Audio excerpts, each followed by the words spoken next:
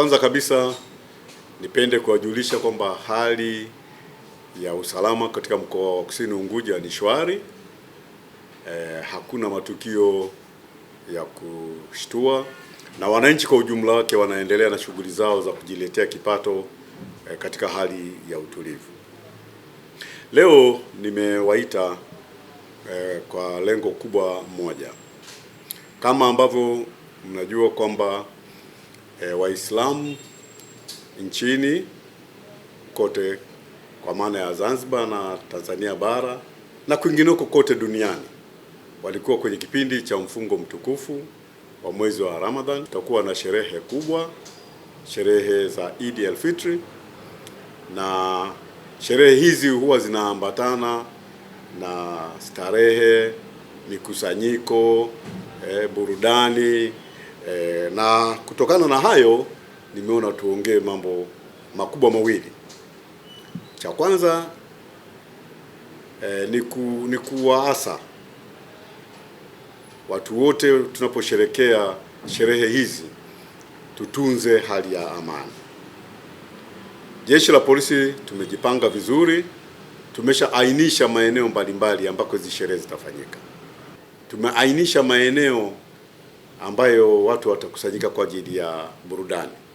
Kwenye eneo letu la mkoa wa Kusini Unguja tuna fukwe za bahari, maeneo ya Paje, Bwejuu, Michamvi, Makunduchi, Kizimkazi.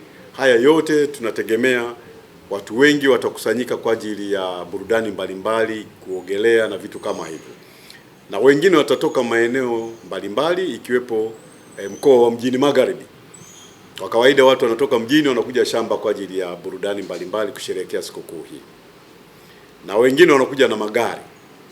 Kwa hiyo ni waase madereva wote katika vyombo watakavyovitumia kwenda kwenye sehemu mbalimbali za starehe, waendeshe magari kwa kufuata sheria za usalama barabarani. Wasiendeshe magari wakiwa walevi, lakini wapakize watu kulingana na uwezo wa gari. Sio gari inakuwa imejaa kupitiliza. Lakini tuna changamoto nyingine ambayo magari ambayo hayatumiki kwa abiria sasa siku hiyo watu wanataka kutumia. Zile keri, unaweka busati chini, unabeba watoto, majirani wengi kwenye gari ambayo sio salama. Kwa hiyo watu wazingatie hali ya usalama wakati wanaendesha hayo magari.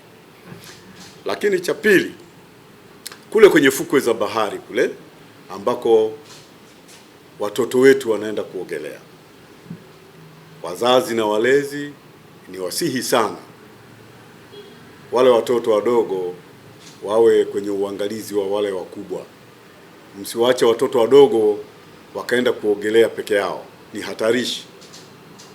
Wakati mwingine tunapoteza watoto ama maisha ya watoto kutokana na watoto kwenda kuogelea bila uangalizi, na matokeo yake wanakufa maji.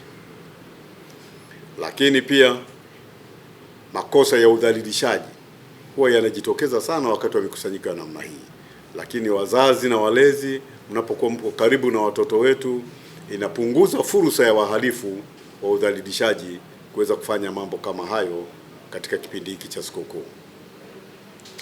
La tatu, unakuta watoto siku hiyo, tunajua wazazi tunawapenda watoto wetu, tunapenda wavae vizuri, lakini wakati mwingine tunawavalisha vidani vyenye thamani kubwa, dhahabu, fedha.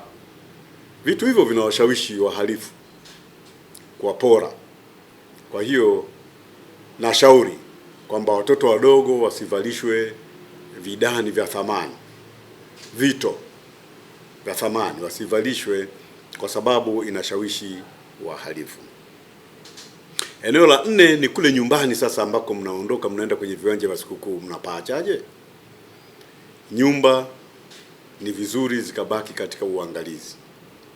Isitokee kwamba watu nyumba nzima mmeenda fukweni kule, lakini nyumba mmeacha huku, wakati mwingine hata mlango kufungwa vizuri. Kuwa na uangalizi ili kuondoa mianya ya wahalifu wengine kutumia nafasi hiyo kufanya uhalifu. Lakini swala lingine ni watu washerekee hizi sherehe kwa maana ya kuhitimisha mwezi mtukufu. Na shauri na kupendekeza kwamba watu wajiepushe na ulevi wa kupindukia, ama ulevi kwa ujumla, wakijua kabisa wanahitimisha mfungo mtukufu. Haiwezekani tukahitimisha mfungo mtukufu kwa kulewa, kwa kufanya mavurugu, kwa kupigana, kwa kufanya uhalifu mbalimbali. Watu waheshimu sheria, waheshimu taratibu, ili sherehe hizi ziweze kupita zikiwa salama. Lakini kwa madereva nilisema tu eneo la ulevi, pia barabara zetu, kipindi hiki ni kipindi cha mvua. Madereva waendeshe magari kwa uangalifu, kwa mwendo wa kadri, kuangalia na hali.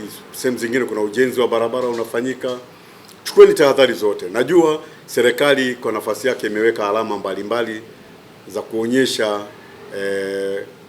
kwenye sehemu ambazo aidha kuna sehemu za kuchepuka ama kuna ujenzi unaendelea, wameweka. Basi tuzitii zile na kuzifuata ili kuongeza hali ya usalama.